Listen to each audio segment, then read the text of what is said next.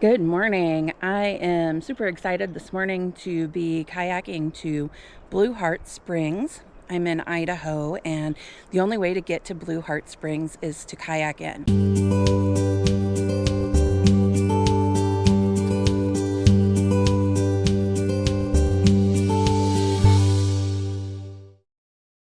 So I tried to do this yesterday, but it was super windy, and I wondered if I was going to have problems. I'm down in a canyon, and I was getting pushed into rocks and everything, so I was really close, but ended up turning around and decided that I would try again today.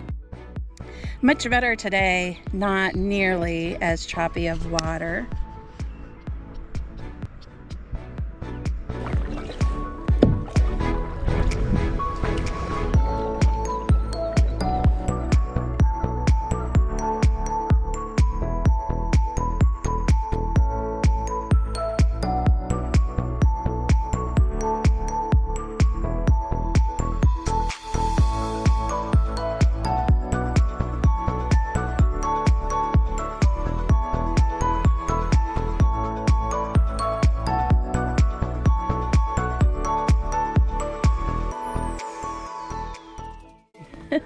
Okay, so I wore this hat today because yesterday my hat blew off.